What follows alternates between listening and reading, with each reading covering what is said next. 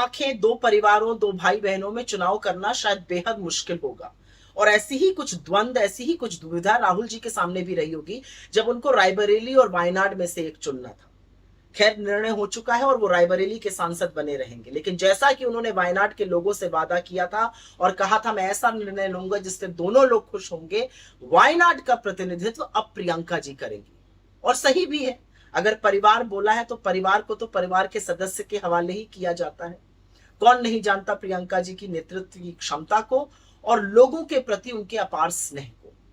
तो वायनाड को तो सबसे पहले बहुत बहुत बधाई हो। प्रियंका जी एक अकेली ऐसी हैं जिन्होंने पूरे चुनाव में नरेंद्र मोदी को निरुत्तर करके बार बार चुप कराया है, बोलती बंद कर दी है।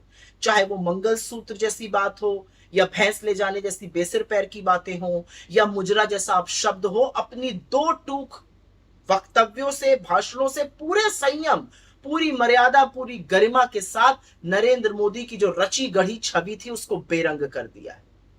मैंने प्रियंका जी को बड़े करीब से लड़ते हुए देखा और क्या कमाल का लड़ती हैं। वो पूरी शिद्दत से लड़ती हैं, बेहद मेहनती हैं, बेहद जुझारू हैं और सबसे ज्यादा बेहद निर्भीक हैं।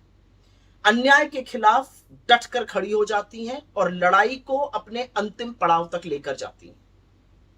वो जितनी शिद्दत से लड़ती हैं उतनी ही बेपनाह मोहब्बत भी करती हैं। उनका कलेजा जो है वो बिल्कुल मोम जैसा है, किसी के खिलाफ अत्याचार सह नहीं सकती है, किसी के दुख को देखकर असहनीय हो जाता है, उसके लिए जरूर लड़ती हैं। बेहद समर्पित मां है, पत्नी है, बहन है, बेटी है, अपनी जिम्मेदारियों का पूरी तरह निर्वाह करती हैं। और सबसे बड़ी बात यह है कि बड़े बड़े मुद्दों पर पकड़ रखती हैं, लेकिन उतनी ही तल्लीनता से छोटी छोटी बातों का भी ख्याल रखती हैं और ये उनको बेहद खास बनाता है।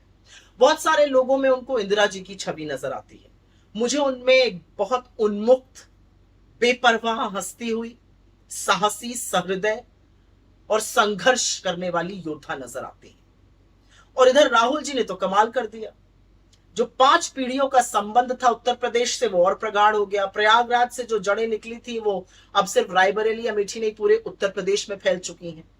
उनके इस नतीजे से बीजेपी के माथे पर पसीना आना लाजमी है, क्योंकि सीएसडीएस का एक सर्वे हुआ था जिसमें बताया गया था कि उत्तर प्रदेश में लोगों की जो प्रथम प्रधानमंत्री की चॉइस है वो राहुल जी हैं, मोदी योगी सबसे कहीं आगे। उनके इस निर्णय का दूरगामी परिणाम होने वाला है। जो 10 विधानसभा के उपचुनाव होंगे उसकी जीत की जो शुरुआत होगी वो 2027 की आंधी में बदलेगी। राहुल जी का यूपी में डटे रहना, जिस यूपी में बीजेपी हाफ हो चुकी है, उसको पूरी तरह से साफ कर देगा, इसमें मुझे कोई संदेह नहीं है। लेकिन जरा एक बार सोचिए कि सदन में बीजेपी राहुल जी से पार नहीं पा रही थी, उनका कुछ नहीं कर सकती थी, समझ में नहीं आ रहा था क्या करें। और अब वहां पर प्रियंका जी भी होंगी और वहां पर इंडिया गठबंधन के और तमाम प्रबल नेता होंगे। तो कुर्सी की पेटी बांध लीजिए, क्योंकि सदन का तापमान तो बढ़ने वाला है।